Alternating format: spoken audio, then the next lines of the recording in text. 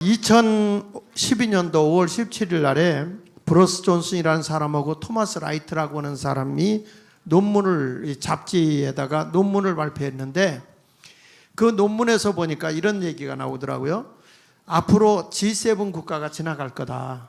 G7 국가가 우리가 알듯이 이제 미국, 일본, 영국, 프랑스, 독일, 이탈리아, 캐나다 이렇게 7개 나라가 있는데 7개 나라의 그 시대가 지나가게 될 거다. 경제 제7개국이 모인 거 아닙니까?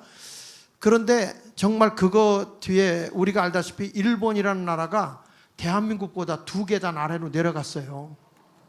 일본이. 한국이라는 나라가요, 이 지도자만 안 만났으면 제대로 만났으면 팍 더 올라가는 건데 그 이상한 문제덩어리를 만나가지고 말이야.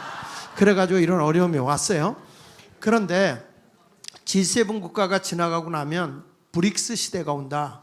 BRICS, 브라질, 러시아, 인도, 중국, 그 다음에 남아프리카 공화국 5개 국가가 경제연합을 이루어서 거기는 인력 있고 경제력이 얼마든지 올라갈 수 있는 게 인건비가 싸니까 그래가지고 그쪽 지역이 경제가 굉장히 크게 성장하고 있었거든요.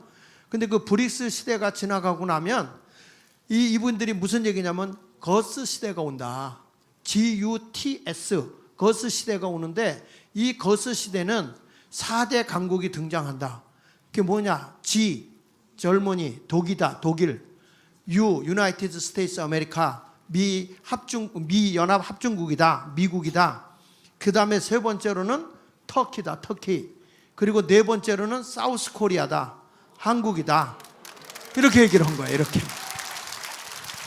그러니까 거기서 사람들이 다 비판해요. 어떻게 한국이 그럴 수가 있느냐? 안 된다. 이런 얘기를 했는데 한국이 그럴 수밖에 없는 이유가 있다. 한국이라는 나라는 특징이 있다. 한국이라는 나라. 어떤 특징이냐? 민족성이 특이하다. 그 민족성은 어떤 민족성이 있느냐? 한국이 이렇게 성장할 수 있는 건 근면하다. 한국 사람들은 부지런합니다. 거기다가 우리 민족은 어떤 민족이냐면 정말 열정이 대단해서 일을 저지르는 민족이에요. 가만히 있으면 안 돼, 우리 민족은. 그러니까 뭔가를 자꾸 만들어가는 민족이죠. 그래서 이 이민을 가도 돈을 제일 먼저 집을 사고 자동차를 사고 성공하는 율이 높은 민족이 대한민국 사람이라는 거예요. 그 한국이라는 나라는 보면 민족성이 탁월하다. 두 번째 가서는 뭐냐? 대한민국은 교육열이 높다. 교육열. 그렇잖아요. 나는 못 먹어도 자식은 공부시키잖아요. 나는 못 배워서 자식은 유학까지 보내잖아요. 그러니까 교육열이 높기 때문에 한국 사람들이 미래를 보는 눈이 있단 말이에요. 그 다음에 우리나라에 대해서 세 번째는 뭐라고 하냐면 높은 기술력이 있다. 야, 대한민국은요, 높은 기술력이 있을 수밖에 없는 게 손재주가 민감한 민족이에요. 우리 민족은. 세상에 새젓가락으로 콩장 집어먹는 나라가 어디 있어요? 새젓가락으로 콩장을 딱 집는데 그게 집혀. 왜 외국 사람들이 보면 뭐래? 한국 사람들 젓가락 찌르는 거 보고 판타스틱이라고 그러잖아요. 완전 환상이라고 그래요. 환상. 그것만 보면 몰라. 여러분, 새젓가락으로 묵 집어먹는 나라. 이건요, 세게 잡으면 잘라지고 약하게 잡으면 미끄러져. 그러니까 어떻게 잡느냐? 알아서 적당히 감으로 잡아먹는 민족이야, 우리 민족은. 어머니, 여기 배추 절인데 소금 얼마나 넣을까요? 그럼 뭐라 그래? 그렇지, 알아서 적당히. 우리 민족은 뭐 몇 그램 이거 없어. 그냥 알아서 적당히 간 보고 알아서 하는 거예요. 그러다가 조금 짜다 그러면 물 더 부으면 돼. 까치고 뭐. 그리고 우리 민족은 뭐 뭔가를 만들어내잖아요. 매운 고추에다가 더 매운 고추장 발라 먹는 민족이고 말이죠. 창의성이 있어. 기술력이 높다, 대한민국은. 거기다가 이제 우리나라는 지금 보면 세계에서요, 그 R&D에서 발표된 거 보면 인구 비례해서 가장 그 신기술을 위해서, 기술을 위해서 투자율이 높은, 그러니까 자본을 많이 주는 나라가 한국이에요. 1위가 인구 비례해서, 2위가 이스라엘, 3위가 독일, 4위가 미국, 이렇게 갔거든요. 그러니까 몰라도 아는 척 하는 게 좋아요. 그러니까 한국은 그냥 여러분 우주선 쏘는 거 보세요. 우주선. 소련이 경제가 어려워서 모형을 만들어 주기로 했는데 모형이라 하고 진짜를 집어넣었대. 거기다가 그래가지고 우리가 보니까 진짜가 들어오는 거야. 그걸 가지고 우리가 연구해가지고 찾아서 그 다음에 네 번째가 뭐냐면 해외 동포. 우리나라 해외 동포가 700만인데 이 네트워크가 세계를 제패하고 남북 통일에 큰 역할을 할 거라 이랬어요. 다섯 번째가 뭐냐면 한국의 교회.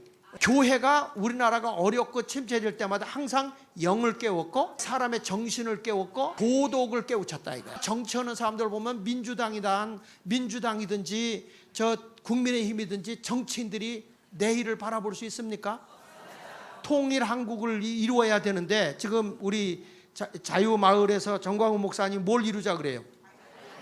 복음으로 자유통일 이루자 그러잖아요. 마음이 잘못된 사람들에게 이 교육을 시켜본들 다 삐뚤어진 나라를 세우고 삐뚤어진 교육을 시킨다는 거야.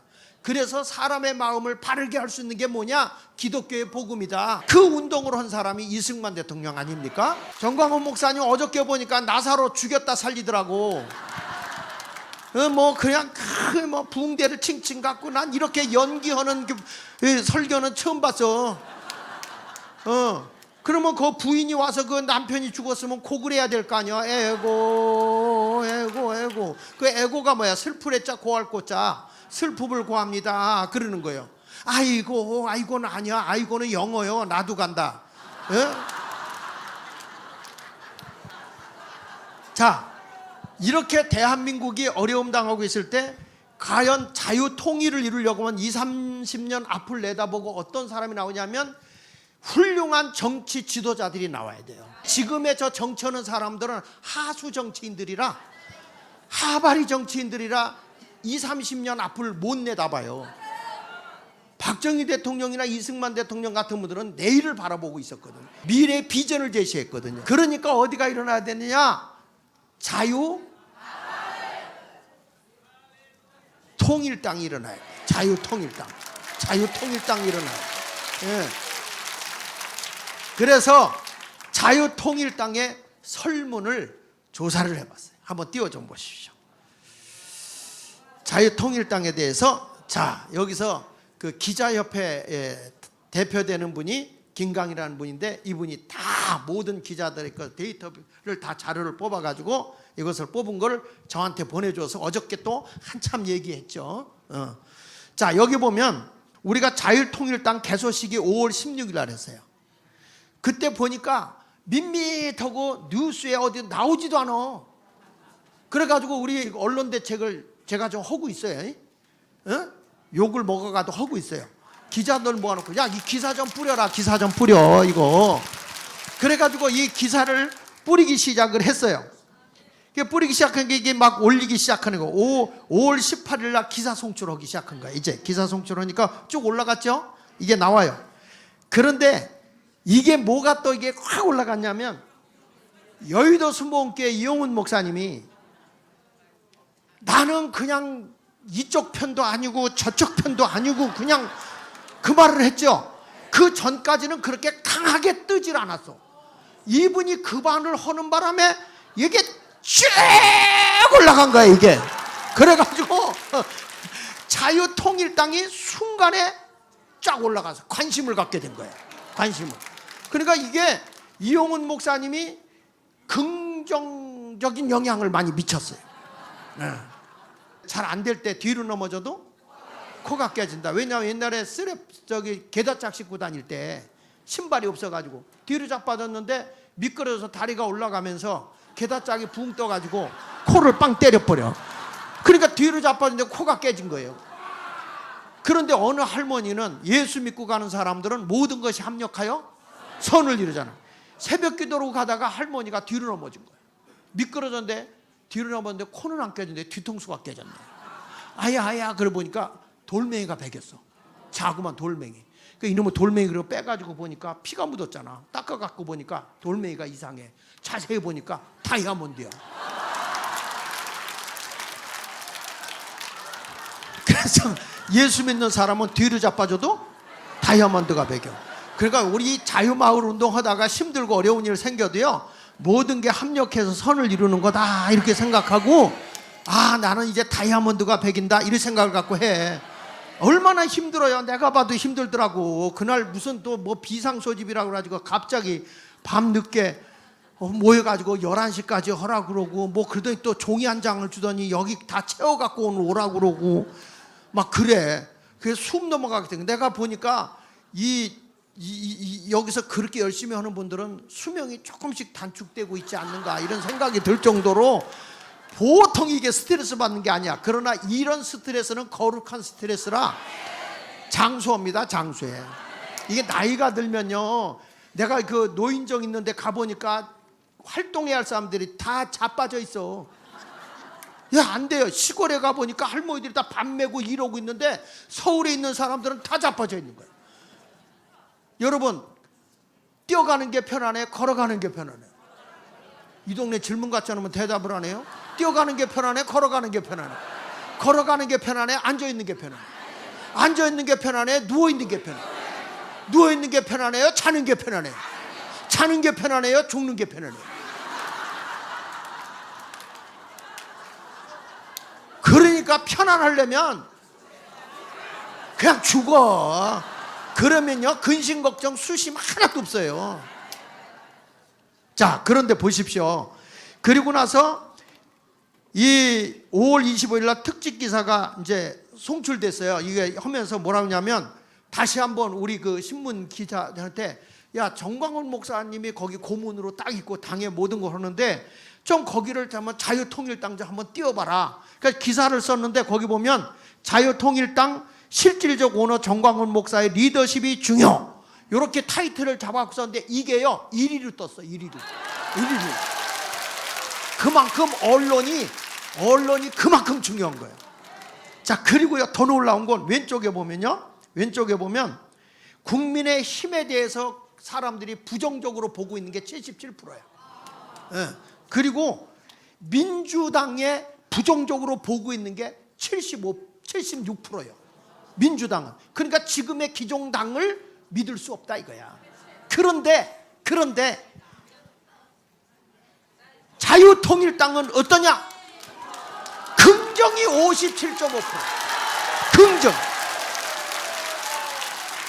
왜 그럴까요? 왜 그럴까? 그 이유는 이제 새로 시작하는데 여기는 남북 통일을 바라보고 내일을 바라보고 정치학교를 해서 우리가 참신한 사람을 찾아서 내일을 준비하는 그런 곳이다, 이런 얘기야.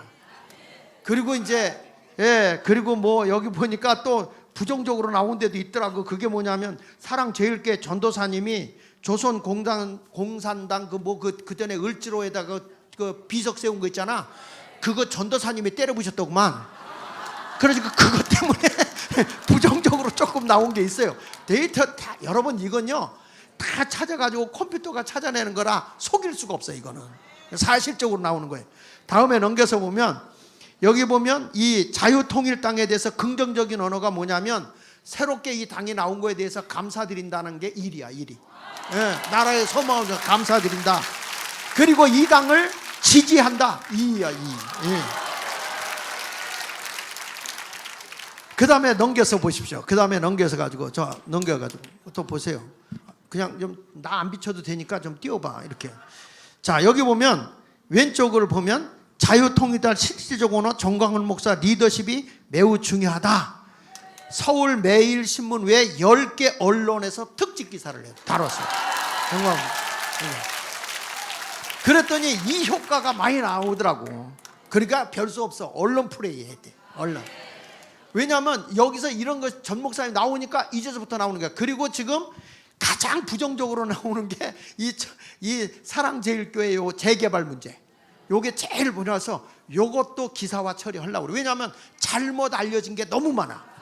프레임을 씌워가지고. 그래서 요것도 기사화 시켜서 하려고 그래. 그러니까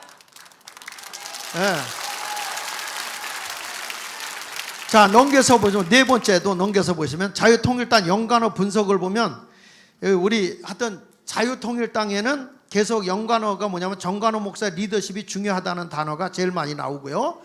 그 다음에 넘겨서 보면 1, 2, 3, 4에 여기 보면 이 자유통일당 대표 이미지에 대해서 나온 거예요. 통일당, 자유, 대한민국, 정광훈, 이렇게 네 가지 단어가 이 자유통일당을 중심으로 해서 이렇게 나오기 시작했다. 그리고 또 넘겨서 보면 자유통일당 평판의 요인이 뭐냐면 긍정이 몇 프로 나왔어요? 67%. 여기 보면 감사하다, 지지한다, 승리한다, 존경한다, 이런 좋은 단어들이 계속 이 통일당에 많이 나오고 있고, 그 전 목사님이 여기에 훌륭한 기독교의 리더십으로 이제 이런 당을 만들 때 새로운 대한민국의 희망과 비전, 그리고 도전 정신을 통해서 새로운 것이 일궈지기를 기대하는 그런 내용이 많습니다. 뭐 JTBC 신의 한수, 성창경 TV, 노하라 TV, 홍철기 TV에서도 이런 영향을 많이 끼쳤어요. 여기도 보니까. 자, 넘겨가지고 보시면 끝에 가서 평균 보겠습니다. 5가지 단어가 나오죠. 공통 연관어 순위.